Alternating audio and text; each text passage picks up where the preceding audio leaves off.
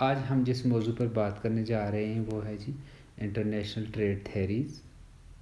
International trade political economy کا بہت ہی important اور انٹرسٹنگ جو ہے وہ ٹاپک ہے۔ اس کے اندر جو موضوع ہمارا آج رہے گا وہ ہے جی اکنامک لبرلزم۔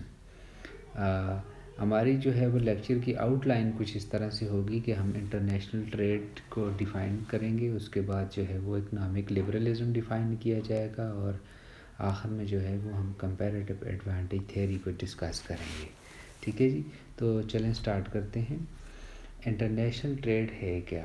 انٹرنیشنل ٹریڈ تو ایک انسٹرومنٹ ہے جو کہ انٹرنیشنل پالیٹکس میں جو ہے وہ پالیٹکس جو ہے انٹرنیشنل پالیٹکس یا انٹرنیشنل ریلیشن میں جو ہے وہ یوز کیا جاتا ہے، اور اپنے مقاصد کے لیے ریاستیں جو ہیں اپنے نیشنل انٹرسٹ حاصل کرنے کے لیے جو ہے ویسے یوز کرتی ہیں۔ تو آگے ایک ڈیفینیشن میں نے کوٹ کی ہوئی ہے منصور اکبر کنڈی کی کتاب انٹرنیشنل پالیٹکس سے، تو اس میں جو ہے وہ کچھ اس طرح سے لکھا ہوا ہے کہ it is an exchange of goods and services. تو یہ والی بات آپ کو تقریباً تمام جگہوں پر جتنی بھی ڈیفینیشنز آپ دیکھیں گے تو وہاں پر آپ کو یہی چیز ملے گی کہ اشیاء اور خدمات کا تبادلہ۔ ٹھیک ہے جی، کیا بٹوین کنٹریز، ریاستوں کے درمیان۔ So it is distinguished from the domestic trait which takes place entirely with in a single country. تو یہ ڈومیسٹک ٹریڈ سے تھوڑا سا ہٹ کر ہے، یعنی جو ایک ملک کی اندرونی طور پر جو تجارت ہوتی ہے اس سے تھوڑا سا ہے، تو اس سے لنکڈ ہی ہے لیکن تھوڑا سا اس سے ہٹ کر ہے۔ ایک دوسرے کو سپورٹ تو ضرور کرتے ہیں نیشنل اور انٹرنیشنل، لیکن ڈومیسٹک سے تھوڑا سا انٹائرلی ڈفرینٹ ہے۔ اور اس کو ہم آگے اس طرح سے بھی دیکھ لیتے ہیں کہ فارن ٹریڈ اور worldwide trade, international trade کے لیے ایک اور نام بھی دیا جاتا ہے، یعنی کیا ہے چیز کہ یہ فارن ٹریڈ ہے یا ورلڈ وائڈ ٹریڈ اسے کہا جاتا ہے۔ اور اسٹیٹس ہمیشہ کس لیے کرتی ہیں یہ سارا سلسلہ؟ اپنے جو ہے وہ اپنے مقاصد حاصل کرنے کے لیے کرتی ہیں، جن کو ہم نیشنل انٹرسٹ یا ایک اسٹیٹ کے قومی مقاصد جو قومی مفاد جو ہے وہ کہتے ہیں۔ ٹھیک ہے جی، تو اسے اور بھی آپ اس میں بنا کر جو ہے وہ چیزیں ایڈ کر سکتے ہیں۔ یہاں پر جو ہے وہ ہماری جو امپورٹنٹ چیز ہے جو ہے انٹرنیشنل ٹریڈ کو میں نے یہاں ایک چارٹ کے ذریعے آپ کو سمجھانے کی کوشش کی ہے کہ انٹرنیشنل ٹریڈ کیا چیز ہے۔ تو انٹرنیشنل ٹریڈ میں دو بڑے پہلو ہوتے ہیں۔ ایک ہوتا ہے جی سیلنگ، یعنی آپ کوئی چیز فروخت کر رہے ہوتے ہیں۔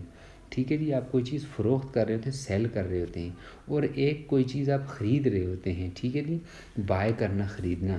ٹھیک ہے، تو سیلنگ جو ہے وہ اس کو ہم جو ہے وہ ایک طرح سے ایکسپورٹ کرنا کہتے ہیں، یعنی ایکسپورٹ ہوتی ہے سیلنگ کرنا، ایکسپورٹ کرنا انٹرنیشنل ٹریڈ میں۔ جب آپ ایکسپورٹ کر رہے ہوتے ہیں تو اس کا مطلب یہ ہے کہ آپ کیا کر رہے ہوتے ہیں؟ گیٹس منی، یعنی آپ کو پیسے مل رہے ہوتے ہیں۔ ٹھیک ہے نا، پیسے آپ اچیو لے رہے ہوتے ہیں، آپ ایکسپورٹ کر رہے ہوتے ہیں۔ اسی طرح سے انٹرنیشنل ٹریڈ میں جب آپ بائی کر رہے ہوتے ہیں تو آپ کیا کر رہے ہوتے ہیں؟ امپورٹ کر رہے ہوتے ہیں۔ ٹھیک ہے جی، کیا کر رہے ہوتے ہیں؟ امپورٹ کر رہے ہوتے ہیں۔ اور جب آپ امپورٹ کر رہے ہوں گے تو پھر آپ کیا کریں گے؟ گیوز منی، یعنی کہ آپ پیسے دے رہے ہوں گے۔ ٹھیک ہے نا، یہ بات سمجھ آ رہی ہے؟ انٹرنیشنل ٹریڈ کا یہ والا اسٹرکچر، ایکسپورٹ، امپورٹ، پیسے دینا، پیسے لینا، گیٹس منی، گیو منی۔ ٹھیک ہے، سیلنگ اینڈ بائی۔ ٹھیک ہے جی، آگے چلتے ہیں۔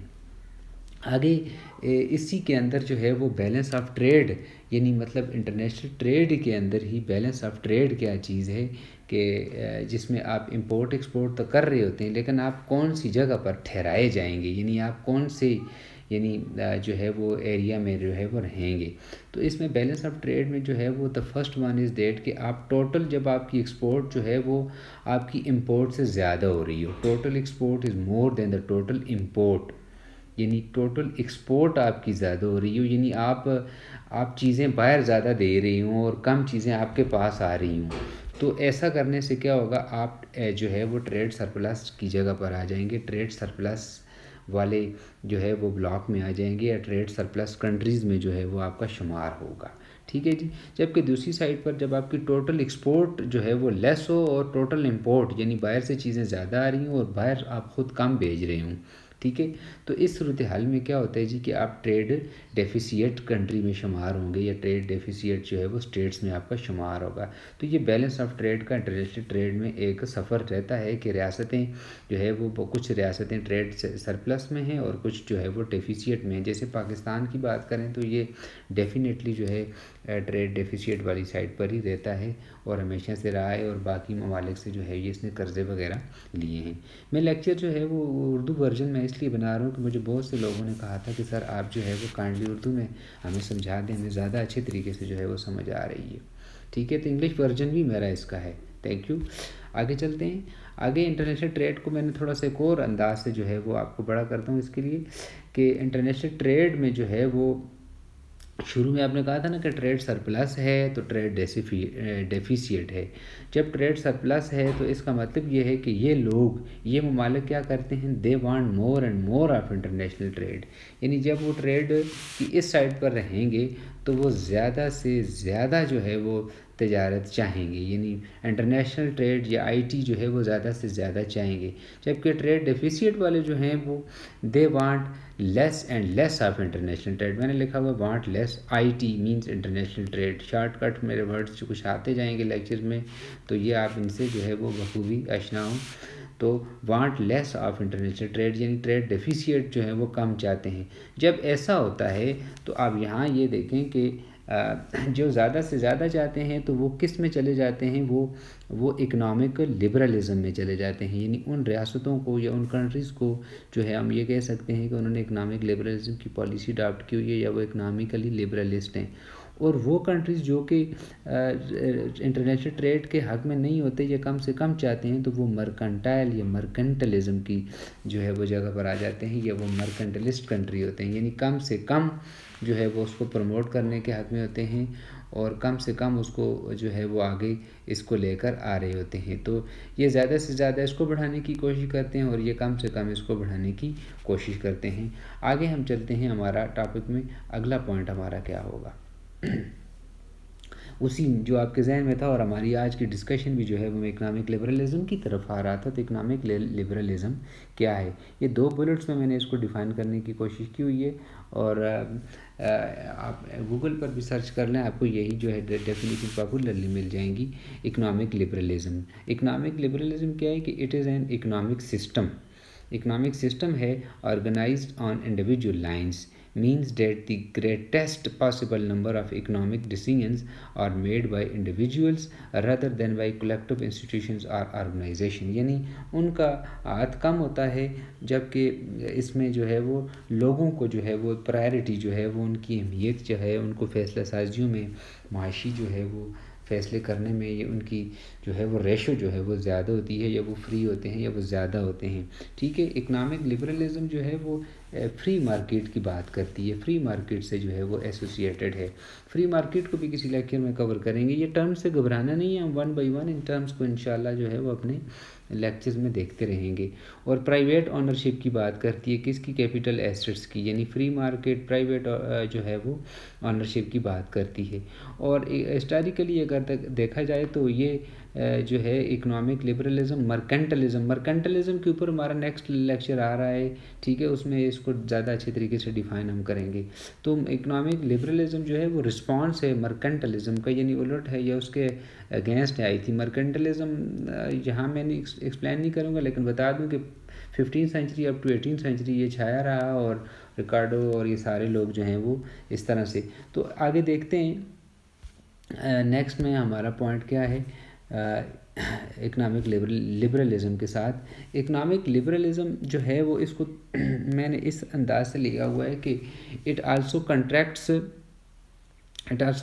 To protectionism because of it support for the trade and open markets. یعنی اس نے جو ہے وہ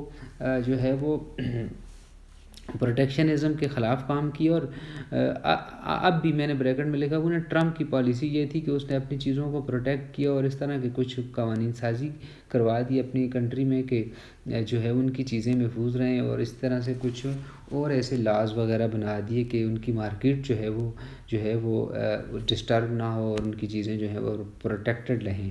اور یہ چیز جو ہے وہ WTO کی یعنی ورلڈ ٹریڈ آرگنائزیشن کی جو ہے وہ پالیسی کے بالکل خلاف ہے. کیونکہ اس سے کیا کرتے ہیں، آپ کے دوسرے کنٹری کی چیزوں کو بین کر دیتے ہیں کہ وہ اوپن مارکیٹ میں فری طریقے سے نہیں آ سکتی. جیسے میں یہاں ایگزامپل دوں، پچھلے دنوں آپ نے سنا تھا کہ ہواوے کی کمپنی، چائنا کی ہواوے کی کمپنی تھی، اس کو امریکہ نے جو ہے وہ بین کر دیا تھا. اس کی چیزیں جو ہیں وہ سیل آؤٹ نہیں ہو رہی تھیں ادھر ادھر.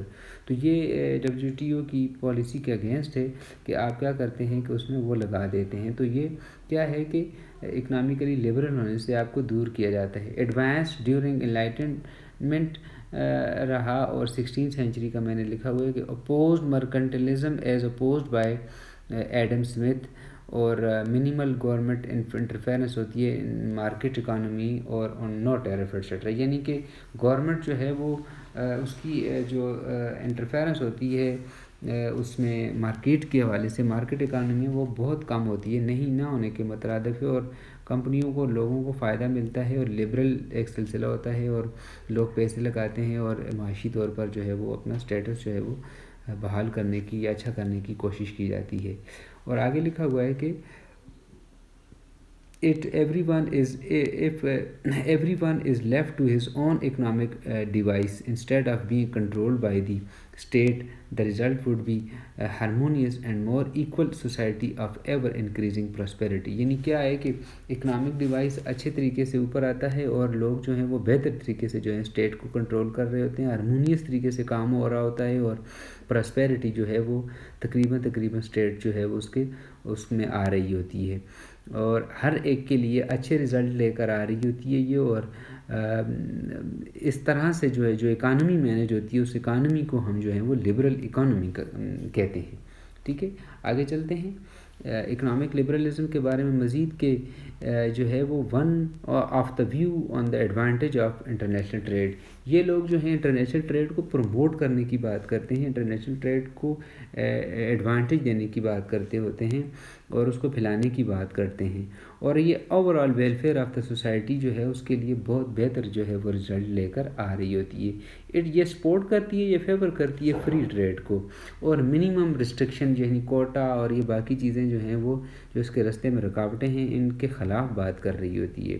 اور اس طرح سے یہ کمپیریٹیو ایڈوانٹیج تھیوری کی بات کر رہے ہوتے ہیں, یعنی مطلب جو آپ کے پاس اچھا ہے تو وہ آپ دے دیں, جو نہیں ہے تو وہ باہر سے لیں, اور اس طرح سے اچھے سے آپ کو فائدہ ہوگا. کمپیریٹیو ایڈوانٹیج تھیوری کو بھی آگے ڈسکس کرتے ہیں کہ یہ کیا چیز ہے.